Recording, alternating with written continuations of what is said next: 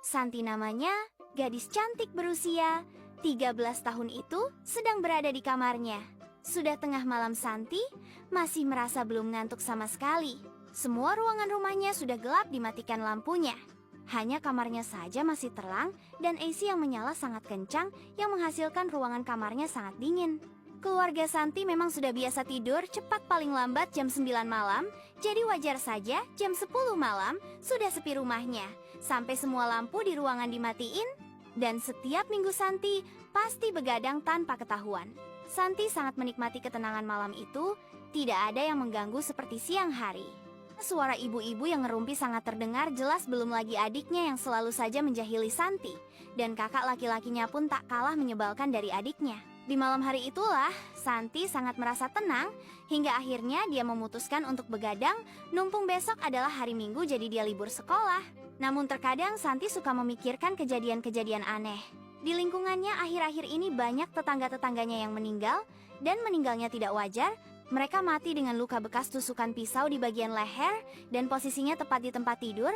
Kejadian itu tidak terjadi sekali atau dua kali, tapi berkali-kali, bahkan sudah sebulan kejadian itu terulang. Karena kasus aneh itu, penjagaan ketat sudah dilakukan setiap malamnya.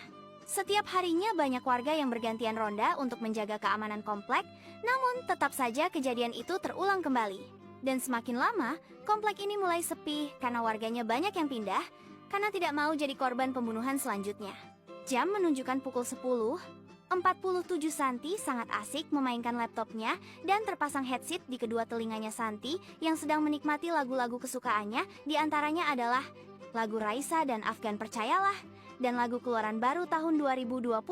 Satu lagunya Akila Calista yang penciptanya Yaa seumur dengan Santi yang berjudul Cinta Tak Ada Yang Tahu. Setiap malamnya Santi pasti selalu mendengarkan lagu-lagu tersebut. Duh, kok loading sih lama banget lagi? Keluh Santi. Astaga, kuota gue habis. Duh, gimana dong? Ucap Santi. Karena Santi merasa bete, Santi pun menonton TV. Selama 2 jam dia menonton TV, Santi pun mulai merebahkan dirinya ke kasur dan mengambil handphonenya. Santi mencoba untuk membeli pulsa pada temannya. Namun karena sudah malam, temannya pasti tidak menjawab chat dari Santi. Karena iseng, Santi pun menyalakan wifi handphonenya dan banyak perangkat wifi yang masih menyala. Namun pasti Santi tidak tahu sandinya apa, dan saking bosannya dia menebak-nebak kata sandi dari semua wifi itu. Sampai 1 jam dia melakukan penebakan kata sandi perangkat wifi itu. Namun tetap saja tidak ada yang ketebak oleh Santi. Tapi ada satu perangkat wifi yang menyala. Tidak disandikan, tentu saja Santi kegirangan. Wah, wifi siapa nih nggak disandiin? The Ghost. Ucap Santi membaca nama perangkat wifi itu.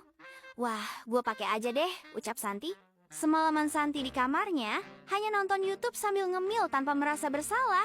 Dia memakai wifi yang tidak tahu punya siapa. Karena memang jaringannya sangat bagus, Santi sangat menikmati. Begadangnya itu dia membawa semua stok makanan dan cemilan yang ada di kulkas kamarnya AC. Yang menyala sangat dingin tidak membuat Santi kedinginan. Dan lampu yang mati juga tidak membuat dia takut, padahal dia sedang menonton film horor malam itu. Berjam-jam sudah Santi menonton film di YouTube pakai wifi nyasar itu, dan Santi melihat jam sudah menunjukkan pukul 4.56. Santi mulai mengantuk dan sebelum tidur dia membersihkan kamarnya terlebih dahulu yang berserakan sampah makanan dan minuman, lalu menutup laptopnya dan mematikan teleponnya. Barulah Santi tidur bangun. Santi terkejut, sekarang dia sedang tidak berada di kamarnya lagi, tapi di sebuah ruangan yang sangat gelap. Santi sangat kaget dan berlari, terus berlari. Namun nihil, Santi tidak menemukan jalan keluar. Santi menangis ketakutan. Tolong! Di mana teriak Santi. Hahaha. Gadis manis Au tidak akan bisa keluar dari sini. Hahaha, ucap seorang pria yang tiba-tiba muncul. Siapa kau? Teriak Santi. Gadis manis, kau harus membayar.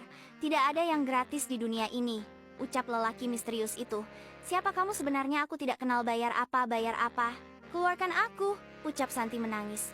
Kau yang menghabiskan kuotaku, sehingga aku tidak bisa menelpon rekanku untuk membantuku membunuh seseorang, teriak laki-laki itu dengan suara yang sangat nyaring dan membuat Santi kaget.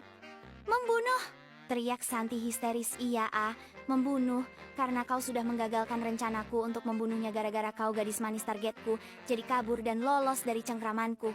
Teriak laki-laki itu. Kau harus membayar gadis manis. Sekarang kau yang harus aku bunuh sebagai gantinya gadis manis. Teriak lagi pria itu dan mengangkat pisau ke atas. Jangan bunuh aku, teriak Santi Caka. Akhirnya Santi pun meninggal dibunuh oleh pria misterius itu.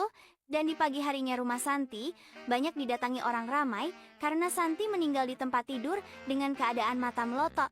Mamahnya Santi hanya bisa menangis dan pingsan melihat Santi mati terbunuh, bahkan polisi pun tidak bisa menemukan siapa pembunuhnya. Mungkin saja orang-orang yang mati terbunuh di tempat tidurnya adalah orang-orang yang sama memakai wifi tersebut tanpa izin hingga akhirnya mereka yang menjadi korban. Saking traumanya, kedua orang tua Santi pun pindah rumah meninggalkan komplek aneh itu, dan kejadian aneh itu terus terulang sampai polisi membuat komplek itu kosong, namun tetap saja wifi misterius itu menyala dan terus memakan korban. Misteri dari wifi ini adalah jika ada orang yang memakai wifi itu tertidur di daerah komplek itu, maka nasibnya akan terbunuh. Hingga akhirnya orang-orang tahu penyebab kasus aneh itu, yaitu wifi ghost, wifi pembunuh.